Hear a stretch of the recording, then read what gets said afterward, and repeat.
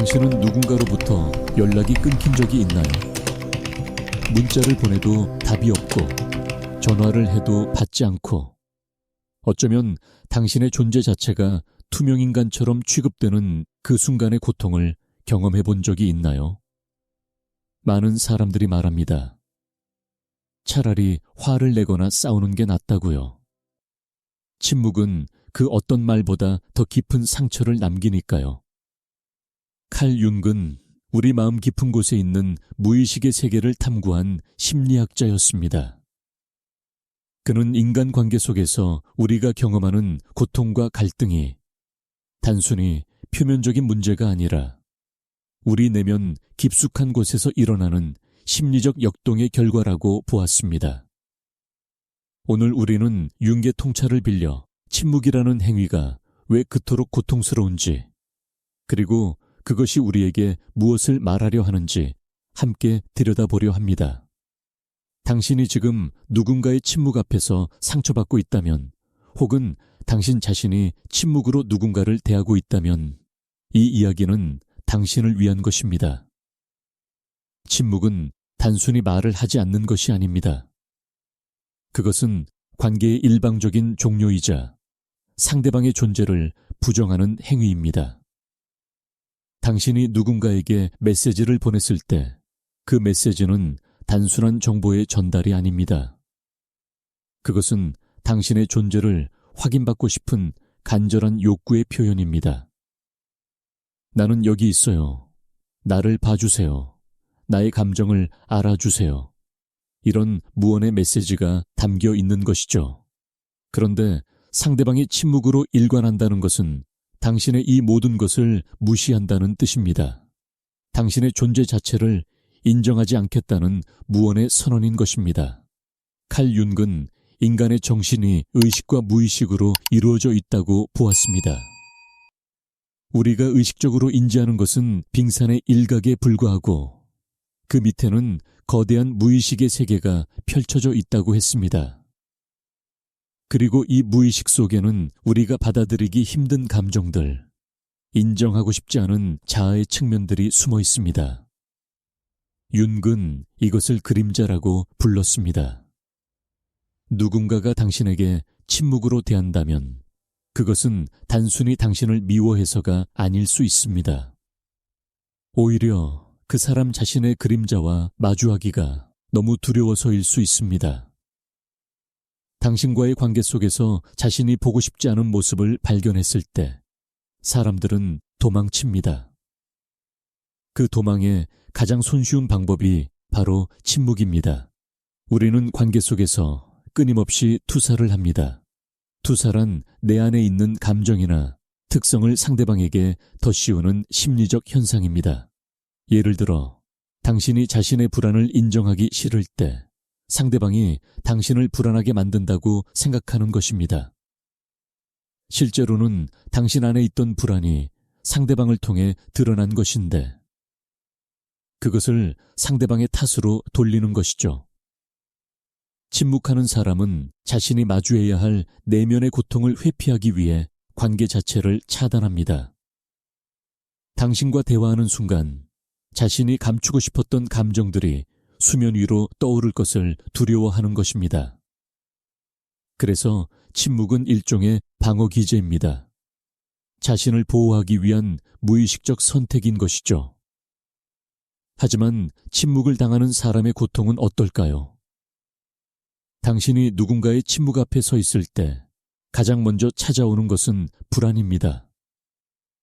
내가 무엇을 잘못했을까? 어떤 말이 그 사람을 화나게 했을까? 나는 사랑받을 가치가 없는 사람일까? 이런 질문들이 끊임없이 당신을 괴롭힙니다. 융은 우리의 정신이 균형을 추구한다고 했습니다. 무언가 설명되지 않는 상황이 발생하면 우리 마음은 그것을 이해하기 위해 끊임없이 이유를 찾습니다. 그런데 침묵은 어떤 설명도 주지 않습니다. 그래서 당신의 마음은 스스로 답을 만들어냅니다. 그리고 안타깝게도 그 답은 대부분 당신 자신을 향한 비난으로 귀결됩니다. 침묵이 주는 또 다른 상처는 관계에 대한 왜곡된 인식입니다. 당신은 그 사람과 함께했던 모든 순간들을 다시 돌아보게 됩니다. 그때 나눴던 대화, 함께 웃었던 기억, 서로에게 전했던 따뜻한 말들. 이 모든 것이 진짜였을까? 혹시 나만 진심이었던 건 아닐까? 침묵은 과거의 모든 것을 의심하게 만듭니다. 당신이 소중하게 여겼던 관계의 의미가 송두리째 흔들리는 것입니다. 윤근 우리가 경험하는 관계가 단순히 두 사람 사이의 상호작용이 아니라고 했습니다. 그것은 두 개의 무의식이 만나는 깊은 교감의 과정입니다. 그런데 침묵은 이 교감을 일방적으로 단절시킵니다. 상대방은 당신과의 무의식적 연결을 끊어버린 것이고, 당신은 그 연결의 끈을 붙잡으려 애쓰면서 고통받는 것입니다. 자존감의 손상도 심각합니다. 침묵은 당신에게 이렇게 말하는 것처럼 느껴집니다. 너는 내 시간과 에너지를 쏟을 만한 가치가 없는 사람이야. 너에게 답장을 하거나 설명을 해줄 필요조차 느끼지 못해. 이런 메시지를 받는다는 것은 인간으로서의 기본적인 존중조차 받지 못한다는 느낌입니다. 윤근 개성화 과정을 말했습니다. 개성화란 진정한 자기 자신이 되어가는 여정입니다. 우리는 관계 속에서 자신이 누구인지를 발견하고 타인의 반응을 통해 자아를 확인합니다. 그런데 침묵은 이 과정을 방해합니다. 당신은 자신이 누구인지 확인할 거울을 잃어버린 것과 같습니다. 상대방의 침묵 속에서 당신의 자아는 점점 작아지고 흐릿해집니다. 미해결된 감정들은 당신 안에 응어리로 남습니다. 화가 나지만 표현할 곳이 없고, 슬프지만 위로받을 수 없고, 억울하지만 해명할 기회조차 주어지지 않습니다. 이런 감정들은 사라지지 않습니다. 융의 말처럼 억압된 것은 더 강한 힘으로 무의식 속에서 작동합니다. 당신이 겉으로는 괜찮은 척하고 있어도 내면 깊은 곳에서는 이 미해결된 감정들이 당신의 에너지를 소진시키고 있습니다. 밤에 잠들기 전 같은 생각이 반복되고, 어떤 상황만 만나면 그때의 고통이 되살아나고, 다른 관계에서도 불안과 의심이 자꾸 고개를 듭니다. 이것이 침묵이 남긴 상처의 흔적입니다. 한국 문화 속에서 관계와 침묵은 특별한 의미를 지닙니다. 우리에게는 정이라는 독특한 감정이 있습니다. 정은 단순한 애정이나 사랑을 넘어서는 깊은 유대감입니다. 함께 시간을 보내면서 자연스럽게 쌓이는 감정의 결이죠. 밥을 함께 먹고 이야기를 나누고 기쁨과 슬픔을 함께하면서 정이 듭니다. 그래서 한국 사람들에게 관계의 단절은 특히 더 고통스럽습니다.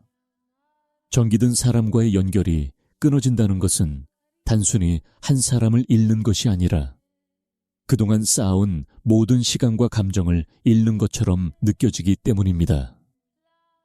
우리 문화에는 체면이라는 것도 있습니다.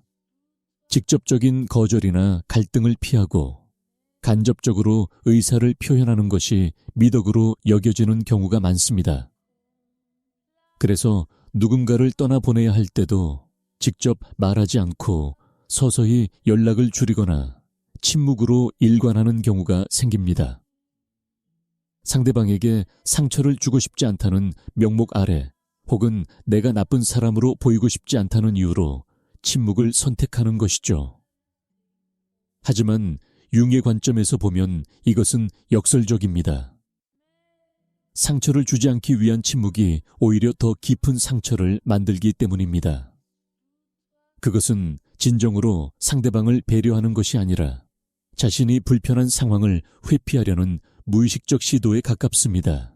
집단주의 문화 속에서 관계는 개인의 정체성과 깊이 연결되어 있습니다. 당신이 누구인지는 당신이 어떤 관계 속에 있는지로 정의되는 경우가 많습니다. 누구의 딸이고, 누구의 아내이고, 어떤 회사의 직원이고, 어떤 모임의 구성원인지, 이런 관계들이 당신의 사회적 정체성을 만듭니다. 그래서 관계의 단절은 단순히 한 사람과의 연결이 끊어지는 것이 아니라 당신 자신의 일부가 사라지는 것처럼 느껴질 수 있습니다. 중년의 당신이라면 이미 수많은 관계를 경험했을 것입니다. 학창시절의 친구들, 직장 동료들, 이웃들, 가족들, 이 모든 관계 속에서 당신은 자신을 발견하고 또 잃어버리기를 반복했을 것입니다. 그리고 어쩌면 침묵으로 인한 상처도 한두 번이 아니었을지 모릅니다. 그렇다면 우리는 어떻게 해야 할까요? 침묵 앞에서 우리가 할 수 있는 것은 무엇일까요? 윤근 우리에게 그림자와 마주하라고 했습니다. 그림자를 회피하는 것이 아니라 직면하고 통합할 때 진정한 성장이 일어난다고 했습니다. 침묵을 당하는 당신도, 침묵으로 일관하는 당신도 먼저 자신의 내면을 들여다봐야 합니다. 왜 이 침묵이 나를 이토록 괴롭히는가? 내가 정말 두려워하는 것은 무엇인가? 이 관계가 나에게 어떤 의미였는가? 이런 질문들을 통해 당신은 자신의 무의식을 탐색하게 됩니다. 침묵을 당하는 사람이라면 먼저 알아야 할 것이 있습니다. 상대방의 침묵은 당신의 가치를 결정하지 않습니다.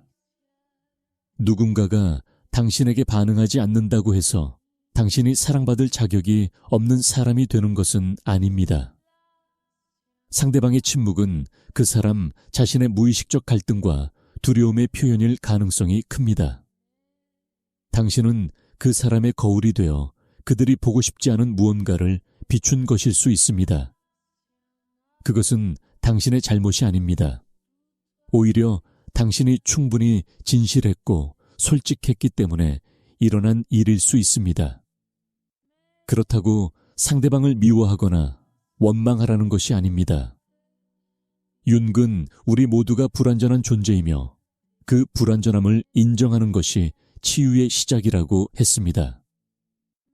침묵하는 사람도 그 나름의 고통 속에 있을 것입니다. 다만 그들은 자신의 고통을 직면하는 대신 회피하는 방법을 선택한 것입니다. 당신은 그들의 선택을 존중하되 그것이 당신을 정의하도록 내버려 두지 않아야 합니다. 당신에게는 당신 자신의 여정이 있습니다. 상대방의 침묵 속에서 길을 잃지 말고 당신 내면의 목소리에 귀 기울이세요. 만약 당신이 침묵하는 쪽이라면 어떨까요? 당신이 누군가에게 답하지 않고 피하고 사라지는 선택을 했다면 그것이 정말 최선이었는지 스스로에게 물어보세요.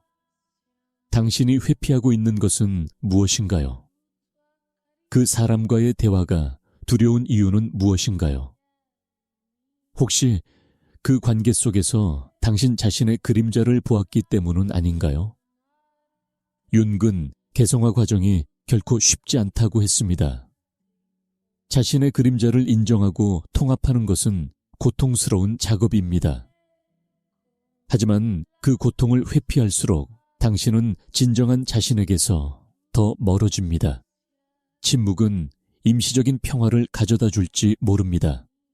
불편한 대화를 피하고 갈등을 회피하고 당신의 약점이 드러나는 것을 막아줄 수 있습니다. 하지만 그것은 진정한 해결이 아닙니다. 무의식 속에 억압된 감정들은 사라지지 않고 다른 방식으로 당신을 괴롭힐 것입니다. 다른 관계에서 같은 패턴이 반복되고 같은 두려움이 당신을 지배하고 같은 회피가 계속될 것입니다. 용기를 내세요. 상대방에게 정직한 대화를 제안하세요. 완벽한 설명을 할 필요는 없습니다. 그저 당신의 진실한 감정을 나누는 것만으로도 충분합니다. 나는 지금 혼란스럽다. 나는 이 관계가 버겁다. 나는 당신과 거리를 두고 싶다. 이런 말들도 침묵보다는 훨씬 낫습니다. 적어도 상대방에게 현실을 직면할 기회를 주는 것이니까요. 진정한 소통은 완벽한 이해를 의미하지 않습니다. 우리는 누구도 상대방을 완전히 이해할 수 없습니다. 윤기 말했듯이 각자의 무의식은 너무나 광대하고 복잡해서 타인은 물론이고 자기 자신조차 완전히 이해하기 어렵습니다. 하지만 소통은 이해하려는 시도입니다. 내가 완벽하지 않고 내 말이 서툴고 내 감정이 혼란스러워도 괜찮습니다. 중요한 것은 시도하는 것입니다. 상대방에게 다가가려는 용기를 내는 것입니다. 침묵은 쉬운 선택입니다. 하지만 쉬운 선택이 언제나 옳은 선택은 아닙니다. 관계 회복이 항상 가능한 것은 아닙니다. 때로는 관계가 끝나야 할 때도 있습니다. 하지만 그 끝맺음조차 제대로 하는 것이 중요합니다. 침묵으로 관계를 끝내는 것과 정직한 대화로 관계를 정리하는 것은 전혀 다른 의미를 지닙니다. 전자는 미해결된 감정과 상처를 남기지만 후자는 아픔 속에서도 배움과 성장의 기회를 줍니다. 당신이 누군가와 헤어져야 한다면 그 사람에게 마지막 존중을 표하세요. 그것은 상대방을 위한 것이기도 하지만 더 중요하게는 당신 자신을 위한 것입니다. 정직하게 관계를 마무리할 때 당신은 자신의 온전함을 지킬 수 있습니다. 윤근, 우리의 정신이 전체성을 향해 나아간다고 했습니다. 우리는 본능적으로 온전함을 추구합니다. 분열되고 흩어진 자아가 아니라 통합되고 조화로운 자아를 원합니다. 침묵은 이 전체성을 해칩니다. 침묵하는 사람도 침묵당하는 사람도 모두 자신의 일부를 잃어버립니다. 관계는 우리가 전체성을 향해 나아가는 중요한 통로입니다. 타인과의 진실한 만남을 통해 우리는 자신의 그림자를 발견하고 투사를 인식하고 무의식의 내용을 의식화합니다. 이 모든 과정이 개성화로 이어집니다. 침묵으로 관계를 차단하는 것은 성장의 기회를 스스로 포기하는 것과 같습니다. 중년의 당신이라면 이미 인생의 절반을 살아왔습니다. 윤근, 인생의 후반부가 전반부와는 다른 과제를 가진다고 했습니다. 젊은 시절에는 바깥 세상에서 자신의 위치를 확립하는 것이 중요했다면 인생의 후반부에는 내면의 세계를 탐색하고 진정한 자기 자신을 찾는 것이 중요해집니다. 관계 속 침묵과 상처는 단순한 불행이 아닙니다. 그것은 당신에게 무언가를 가르쳐 주려는 무의식의 메시지입니다. 이 고통을 통해 당신은 무엇을 배울 수 있을까요? 당신이 진정으로 원하는 관계는 어떤 것일까요? 당신은 어떤 사람이 되고 싶나요? 침묵의 고통 속에서 당신은 선택할 수 있습니다. 피해자로 남을 것인가? 아니면 이것을 성장의 계기로 삼을 것인가? 상대방의 행동을 바꿀 수는 없지만 그것에 대한 당신의 반응은 선택할 수 있습니다. 당신은 이 경험을 통해 더 깊이 자신을 이해하고 더 명확한 경계를 설정하고 더 진실한 관계를 추구할 수 있습니다. 고통은 불편하지만 그것은 또한 변화의 촉매입니다. 융의 말처럼 우리는 어둠 속에서 빛을 발견합니다. 상처 속에서 치유의 씨앗을 찾습니다. 당신의 이야기는 아직 끝나지 않았습니다. 침묵이 당신을 정의하지 않습니다. 누군가의 부재가 당신의 가치를 결정하지 않습니다. 당신은 여전히 사랑받을 자격이 있고 존중받을 자격이 있고 진실한 관계를 맺을 자격이 있는 사람입니다. 지금 이 순간의 고통이 당신의 전부가 아닙니다. 이것은 당신 여정의 한 장면일 뿐입니다. 당신은 이 고통을 통과할 것이고 더 강하고 지혜로운 사람으로 나아갈 것입니다. 침묵은 우리에게 많은 것을 가르쳐 줍니다. 그것은 고통스럽지만 의미 있는 교훈입니다. 우리는 침묵을 통해 진정한 소통의 가치를 배웁니다. 회피가 아닌 직면의 중요성을 깨닫습니다. 타인의 반응이 아닌 자신의 내면에서 답을 찾는 법을 익힙니다. 당신이 지금 침묵의 고통 속에 있다면 그것은 당신이 더 깊은 진실과 만날 준비가 되었다는 신호일 수 있습니다. 당신의 무의식이 당신을 부르고 있는 것입니다. 더 진실한 당신, 더 온전한 당신으로 나아가라고 말이죠. 오늘 우리는 침묵이 주는 고통과 그 의미에 대해 이야기했습니다. 칼 융의 통찰을 빌려 관계 속 침묵이 단순한 무응답이 아니라 깊은 심리적 역동의 결과임을 살펴보았습니다. 침묵하는 사람도, 침묵당하는 사람도 모두 자신의 무의식과 마주할 기회를 가지고 있습니다. 고통은 피할 수 없지만 그 고통을 어떻게 다루느냐는 우리의 선택입니다. 당신이 용기를 내어 침묵을 깨고 진실한 대화를 시작하기를 바랍니다. 혹은 침묵 속에서도 자신의 내면을 탐색하고 성장의 길을 찾기를 바랍니다. 관계는 우리 삶에서 가장 중요한 부분입니다. 그것은 기쁨의 원천이기도 하고 고통의 원천이기도 합니다. 하지만 융기 우리에게 가르쳐 주듯이 이 모든 경험은 우리를 더 완전한 존재로 만들어가는 과정입니다. 침묵 앞에서 좌절하지 마세요. 그것을 배움의 기회로 삼으세요. 당신은 혼자가 아닙니다. 수많은 사람들이 같은 고통을 경험하고 같은 길을 걷고 있습니다.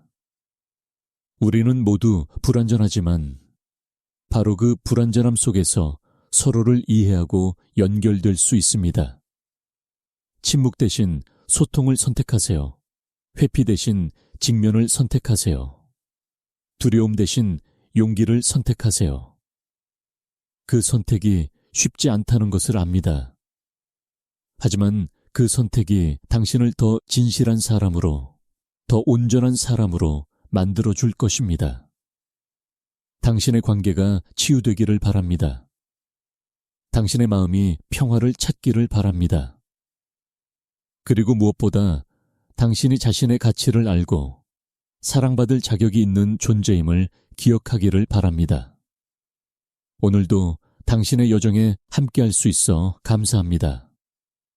다음에 또 만나요.